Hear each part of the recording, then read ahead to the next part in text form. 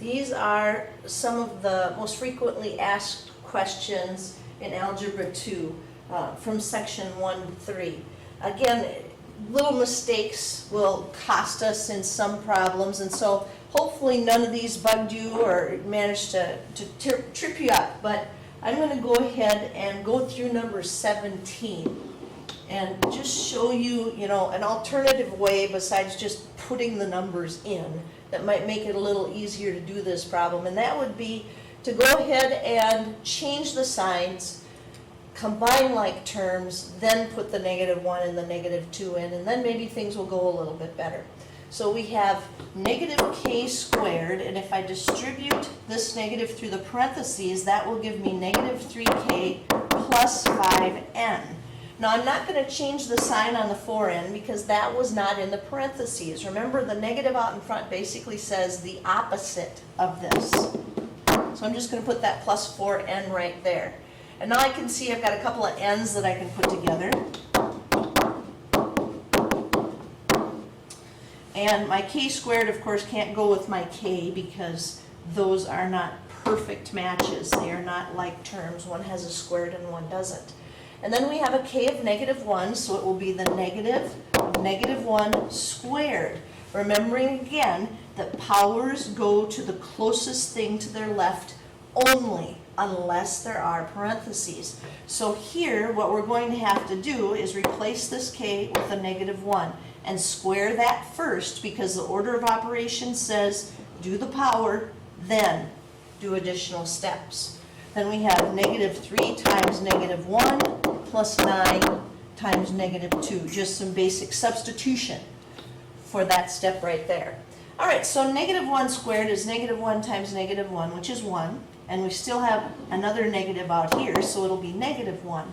-3 times -1 is plus 3. And then 9 and -2 is minus 18.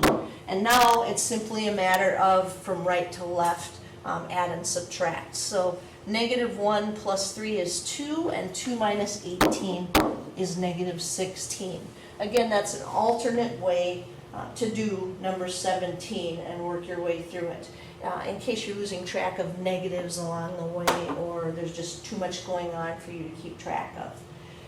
The next one that I saw that I thought maybe it would be helpful for me to do for you would be number 29. And this is just writing an algebraic expression. So we're going to write an algebraic expression to model the total score in each situation, then evaluate the expression to find the total score. So 29 says, in the last baseball game, there were 2 3-run home runs and 4 hits that each scored 2 runs. So I'm looking at this 2 3-run home runs, and I'm thinking, okay, I'd like to use H for home runs, but I also see that this says 4 hits. So maybe I'll go ahead and use an R for home runs instead, just so everything is kept straight as you go through there. So you get 3 points for each one of those home runs, so that's going to be 3R plus, and then we have those hits that are sitting right there, and those each scored 2 runs. So each one of those really counted for 2 points for your team, and I'm going to use an H right there. So 3R plus 2H will get that for us. And then we can go ahead and put the numbers in that they gave us. But this is the really important part of this, is being able to write an algebraic expression to represent that. So in the last baseball game, there were 2 3-run home runs. Apologize for that. So I put a 2 in here. And then 4 hits that each scored 2 runs. So 2 times 4. So when we evaluate this, this will be 6 plus 8, which is 14. So that would be 14 runs that we're talking about in this game. Now, the next one that I thought I probably better talk you through, again, and not necessarily a difficult problem, but some people see word problems and get a little freaked out. So this one says, trans truck gets very poor gas mileage.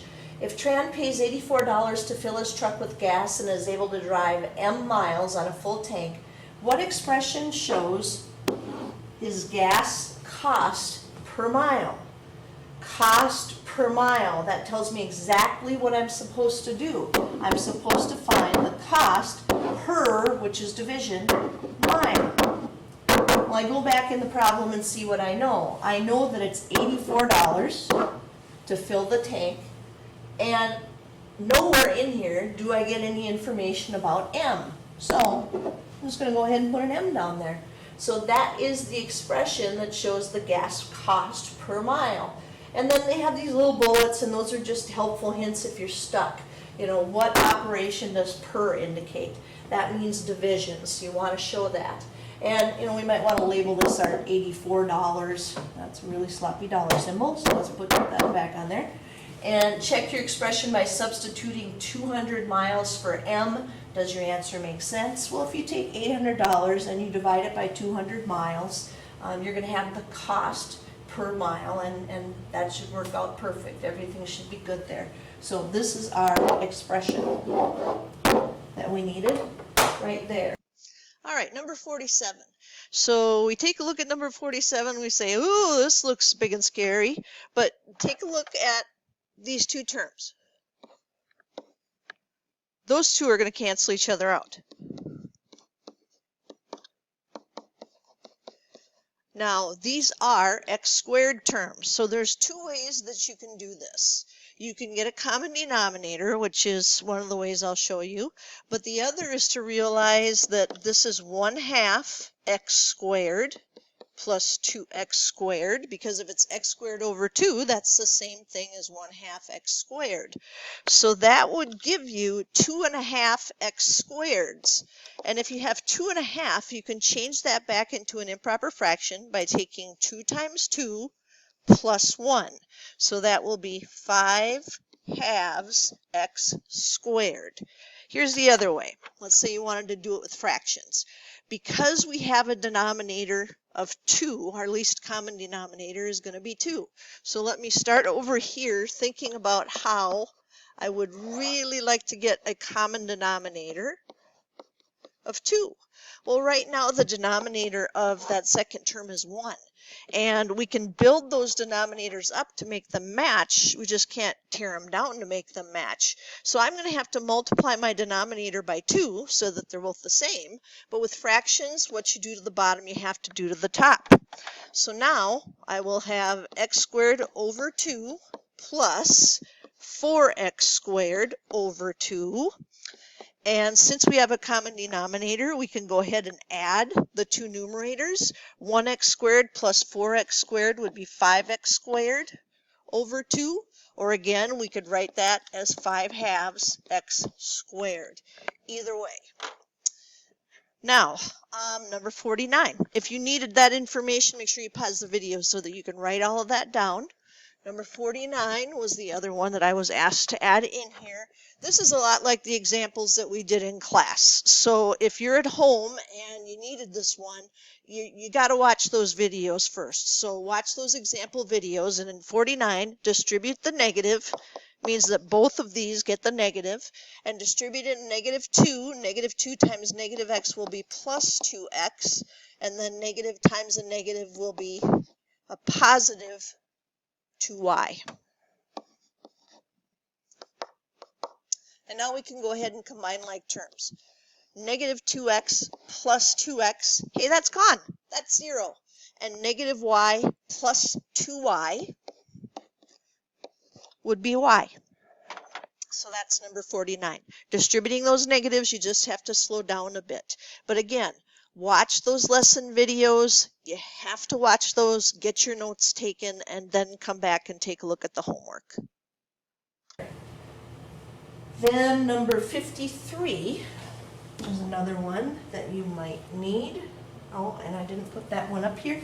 Let me just go ahead and talk you through that one. Number 53 says you have a summer job at a car wash. You earn $8.50 per hour, and you're expected to pay a one-time fee of $15 for the uniform. If you work X hours per week, how much will you make during the first week? All right, so we've got this X that's hours per week. And it's all about how much money you're going to make. Well, how much money you make is determined by how much you get per hour and then how many hours you work. And you are going to make $8.50 per hour. Well, you sit and you think, well, what does that mean? Well, if I work 1 hour, I get $8.50. If I work 2 hours, I get $8.50 times 2. 3 hours, $8.50 times 3. I don't know how many hours. That's my X. So that's going to be $8.50 X. Now I would be done, but there was something I had to pay for here. I had to pay a one-time fee of $15. Notice I have to pay that. That's not going to increase the amount of income that I have. That's going to decrease the amount of income that I have. So I need to subtract that 15. And this would give me an expression that I could use if I know how many hours I'm going to work to figure out how much money I would make in that week. That's all I'm going to do from this section. And again, if you need something that's not on here, we can talk about it in class.